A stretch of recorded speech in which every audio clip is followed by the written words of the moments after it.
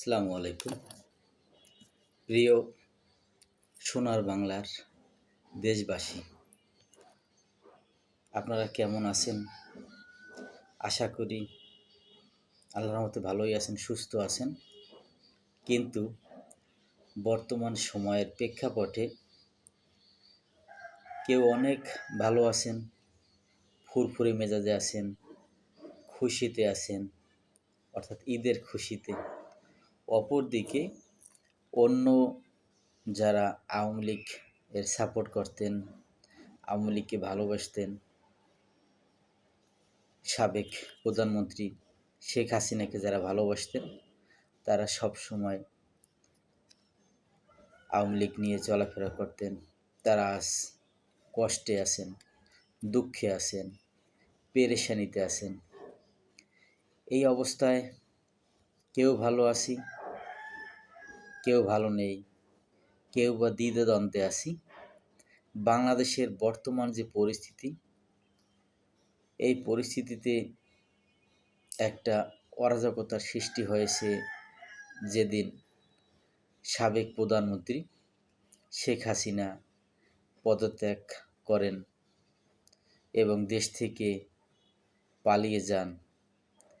এই পর্যায়ে পর থেকে যারা বিএনপি, জামাত, শিবির, অন্যান্য দল ছিলেন, যারা আওয়ামী লীগের প্রতি ক্ষোভ ছিল, অর্থাৎ আওয়ামী লীগের নেতাকর্মী বিভিন্ন মাঠ পর্যায়ে যারা আছে, তাদের কাছ থেকে যারা বিভিন্ন প্রকার কষ্ট,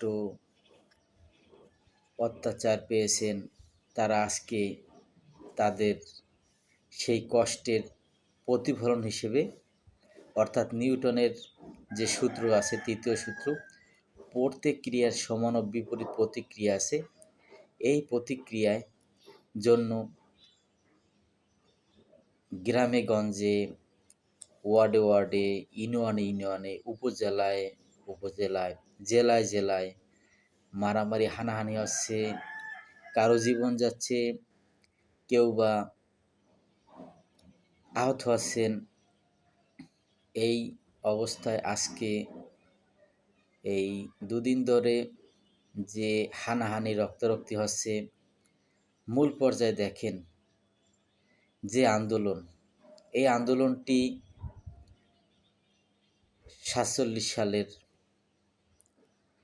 আন্দোলন, 52 সালের আন্দোলন, 66-র আন্দোলন, 69-এর আন্দোলন, 71-এর মুক্তিযুদ্ধ, সব আন্দোলনের সাথে এই আন্দোলন কঠিন রূপ নিয়েছে। এই কোটা আন্দোলন, কে বুঝেছিল এই কোটা আন্দোলনে আজকে বর্তমান অবস্থায় যে সরকার, সে পদত্যাগ করবেন, স্বপ্নেও কেউ ভাবেনি। স্বপ্নের মতো সব কিছু ঘটে গেল। তাহলে মহান আল্লাহ তাআলা সব কিছুর মালিক, আল্লাহ তাআলার হুকুমে সব কিছু ঘটে থাকে। তাই আমরা দেশকে ভালোবাসি, দেশের মানুষকে ভালোবাসি। আমরা প্রতিহিংসার এখন কমিয়ে দেশ কীভাবে সুন্দর হবে সেই চিন্তা চেতনায় থাকি। যখন একটা সরকার অনেক দিন ধরে দেশ পরিচালনা করে এসেছিলেন, তিনি চেষ্টা করেছিলেন যতটা, কিন্তু তার অধীনস্থ যত নেতা কর্মী ছিলেন, তাদের সকলে আচার আচরণ ভালো করেনি। কেউ চেষ্টা করেছে, কেউ শুধু খেয়েই গেছে। কোটি কোটি টাকার সম্পদ তৈরি করেছে, যে সম্পদ আজকে তার কাল হয়ে দাঁড়িয়েছে। অনেকে আছে সেই সম্পদ ভোগ করতেও পারবে না। যারা দেশ থেকে পালিয়ে গেছে, কাদের সম্পদ নিয়ে গেছে? এই দেশের সম্পদ নিয়ে গেছে। সে নিজের কাজে অপরাধী, সে নিজে অপরাধী, জানে যে এই সম্পদ আমার অপরাধ করে নেওয়া হয়েছে। অর্থাৎ মহান আল্লাহ তাআলার কাছে আমি দায়ী থাকব, জনগণের কাছে দায়ী থাকব। এই সাধারণ জনগণের টাকা, এই টাকাগুলো আস্তে আস্তে তারা বিভিন্ন পর্যায়ে নিয়ে অনেক কারি কারি টাকার সম্পদের তারা মালিক হয়েছে। আজ এই কঠিন পর্যায়ে আমাদের বাংলাদেশের দেশের গর্ব, আমরা যাদের বলি নায়ক, হিরো, মহান আল্লাহ তাআলা তাদের যে ইল্লা হিসেবে আমাদের সামনে তারা প্রতিনিধিত্ব করেছেন, তারা এগিয়ে চলেছেন, তারা সর্বশেষ জয়লাভ করেছেন। আমরা সকলেই বিভিন্ন প্রকার গণমাধ্যমের খবর দেখার জন্য উদগ্রীব হয়ে থাকি। কখন একটা সুন্দর খবর পাবো, কখন একটা ভালো খবর আসবে। মানুষ এমন, জনগণ আমরা এমন, মহান আল্লাহ তাআলার হুকুম ছাড়া কিছুই হয় না। আমাদের যে যার জায়গা থেকে সৎ পথে চলার দক্ষতা অর্জন করতে হবে, মহান আল্লাহ তাআলার হুকুম হাকম মেনে চলতে হবে। সরকার যতই চেষ্টা করবে কাজ হবে না। 10 মিলে করি কাজ, হারি জিতি নাহিলাস কথা আছে। আবার একজন ব্যক্তিকে কথা আছে, একজনের মুখ ছাই দিয়ে ম্যানেজ করা যায়, কিন্তু 10 জনের মুখ স্বর্ণ দিয়েও ম্যানেজ করা যায় না। এই পরিবেশ, এই পরিস্থিতি যেমন আছে তেমন থাকবে না, পরিবর্তন হবে। আমরা সকলেই বাংলার এই সাহসী, দুঃসাহসী বীর সমন্বয়কারীদের জন্য দোয়া করি। তারা কিন্তু চেষ্টা করে গেছে, ভাবে নাই যে এভাবে বেঁচে ফিরবে। সব আল্লাহ তাআলার হুকুম হকামে সব কিছু চলে। তাই আমরা পিছনের সমস্যা, পিছনের ইতিহাস দেখে আমাদের শিক্ষা গ্রহণ করতে হবে। সেই শিক্ষা গ্রহণ করে সামনে ভালোভাবে নিজেকে পরিচালনা করার মূল মন্ত্র হিসেবে নিজের জীবন পরিচালনা করতে হবে। আমরা সেইটাই করব যাতে মানুষ আমাকে মনে করে। যুগ যুগ ধরে বেঁচে থাকি, সকলে যাতে মনে করে, বলে এই নেতা ভালো ছিল, ওই নেতা ভালো ছিল। কত নেতা পৃথিবীতে এসেছেন আমাদের দেশের এই স্বাধীনতার পিছনে যারা অবদান রেখেছেন, মাওলানা ভাসানী, সোহরাওয়ার্দী, বঙ্গবন্ধু শেখ মুজিবুর রহমান, তাজউদ্দিন আহমেদ, যারা 52 সালের ভাষা আন্দোলনে যারা শহীদ হয়েছেন, তাদের সকলের স্মরণ করি। 1971 সালে এই মুক্তিযুদ্ধে যারা শহীদ হয়েছেন, যার প্রাণ দিয়েছেন, সকলের অবদানে আজকের এই সোনার বাংলাদেশ, সুন্দর সবুজ শ্যামলের এই দেশ, কত সুন্দর মাটি, আমাদের জন্মভূমি, কত সুন্দর আকাশ বাতাস, প্রাকৃতিক পরিবেশ। এমন দেশটি কোথাও খুঁজে পাবে না কো তুমি, সকল দেশের রানী সেজে আমার জন্মভূমি। আসুন আমরা দেশকে ভালোবাসি, দেশের মানুষকে ভালোবাসি। দেশের এই ক্রান্তি লগ্নে আমরা অর্থনৈতিকভাবে খুবই বিপর্যস্ত হয়ে পড়েছি। দিন যত যাচ্ছে লুটপাট, হানাহানি, আগুন দেওয়া, বিভিন্ন প্রকার অনাকাঙ্ক্ষিত ঘটনা চলছে। এই অনাকাঙ্ক্ষিত পরিবেশ পরিস্থিতি বেশি দিন চললে আমরা খুবই, আমরা তো দরিদ্রর একটা দেশ, আরও দরিদ্র হয়ে যাব। আসুন আপনারা সবাই সদয় হন, দেশের উন্নয়নের জন্য আমরা কাজ করি। আমরা মুসলমান যারা আছি, বছরে 12 মাসের 1 মাস আমরা রোজা রাখি।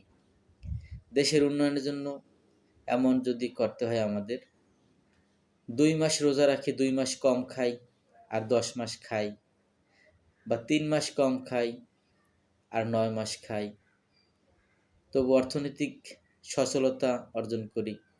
আমরা শুনেছি বিভিন্ন ব্যাংক, আমাদের কেন্দ্রীয় ব্যাংক বাংলাদেশ ব্যাংক, তারা প্রধান কর্মকর্তারা আলোচনা করেছেন, মিটিংয়ে বসেছেন, বলেছেন আমরা ভয়ে মুখ খুলতে পারিনি, আসলে ব্যাংকে টাকা নেই, অর্থ নেই।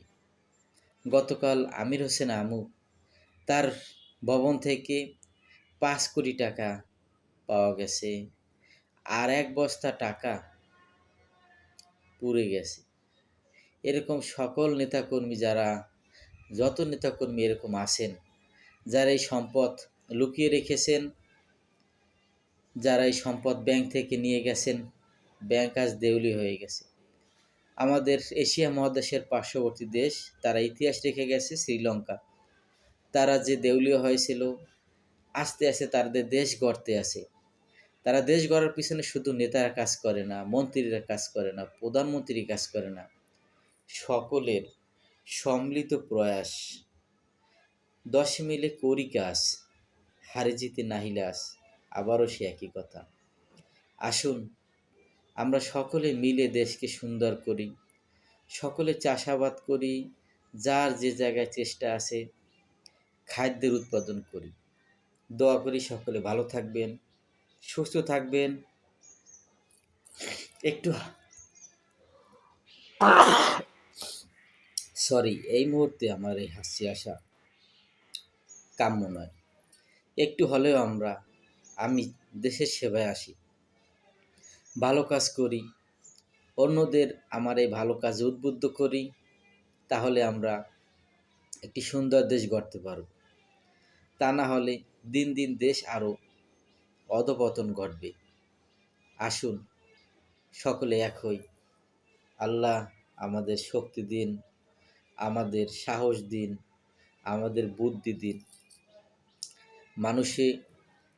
অনেকে আছে শুধু সমস্যা নিয়েই ভাবে, এটা করলে এই সমস্যা, ওটা করলে ওই সমস্যা, এইটাই সমস্যা আছে, ওইটাই সমস্যা আছে। অনেকে শুধু সমস্যা খোঁজে, তাদের কাছ থেকে আমরা এড়িয়ে চলব। যারা শুধু সমস্যা নিয়েই আলোচনা করে হবে না, সমস্যার সমাধান যারা খুঁজবে তাদের সাথে আমরা চলব। যে শুধু নিজের স্বার্থ নিয়ে ভাবে, এই স্বার্থন্বেষী লোকদের কাছ থেকে দূরে থাকতে হবে। যারা নিঃস্বার্থে কাজ করে তাদের সাথে চলতে হবে। স্বেচ্ছাসেবক, ভলান্টিয়ার, যারা ভলান্টিয়ার হিসেবে কাজ করে তারাই ভালো। যারা নিঃস্বার্থ সিদ্ধ করার জন্য যারা কাজ করে তারা আসলে ভালো লোক নয়। আসুন আমরা ভালো লোকের সাথে চলি, ভালো লোক সঙ্গবদ্ধ হই, সুন্দর আলাপ আলোচনা করি, জ্ঞানী গুণীদের কথা শুনি। যারা আশা না করে, আশায় বাসা বাঁধে, আমাদের আশা থাকতে হবে, কল্পনাকে বাস্তবে রূপ নিতে হবে, স্বপ্নকে বাস্তবে রূপ নিতে হবে। যারা ঘুমিয়ে স্বপ্ন দেখে আর যারা জেগে স্বপ্ন দেখে, জেগে জেগে যারা স্বপ্ন দেখে তারা পরিশ্রমী হয়। আমরা আসুন সোনার বাংলাদেশ গড়ি, আমরা স্বপ্নের বাংলাদেশ গড়ি। যত স্থাপনা আজ অকেজ হয়ে পড়েছে, অনেক সময় লাগবে। আমাদের অন্তর্বর্তীকালীন সরকার যারা দায়িত্ব নিয়েছেন, আসলে সবাই জানি জ্ঞানী গুণীরা কিন্তু কোনোটায় দায়িত্ব নিতে চায় না। তারা দূর থেকে দেশের সেবা করতে চায়, সমাজের সেবা করতে চায়। তাহলে যারা আজ দায়িত্ব নিয়েছেন দেশের, আসলে তারা দায়িত্ব নিতে চায় নাই, তাদের উপর চাপিয়ে দেওয়া হয়েছে। তারা সেই চাপ, যেহেতু তারা দেশের 17 কোটি জনগণের মধ্য থেকে যাদের বাছাই করা হয়েছে, তারাই আজ অন্তর্বর্তীকালীন সরকারে নাম উল্লেখ হয়েছে, তাদের উপর দায়িত্ব পড়েছে। তারাও হিমশিম খাচ্ছে কিভাবে কি করবে। আমরা সবাইকে সহযোগিতা করব, দোয়া করব। আমি আপনাদের বাংলাদেশে, সোনার বাংলাদেশের একজন সাধারণ নাগরিক হিসেবে যে কথাগুলো উপস্থাপন করেছি, কারো কাছে অনেক ভালো লাগবে, কারো কাছে আবার ভালো লাগবে না। তাই আমার এই কথার মাধ্যমে যদি দেশের কোনো উন্নতি আসে, আমি তাহলে সার্থক। সকলে ভালো থাকবেন, সুস্থ থাকবেন, স্বপ্ন দেখবেন, জেগে জেগে স্বপ্ন দেখবেন, পরিশ্রম করবেন। পরিশ্রমে নিজে সফল হব, দেশ সফল হবে, জাতি সফল হবে, বিশ্বে একটা চমৎকার পর্যায়ে চলে আসবো। সকলের সুস্থতা কামনা করে এখানে শেষ করছি। আমি এস এম জাকির মাহমুদ। আল্লাহ হাফেজ।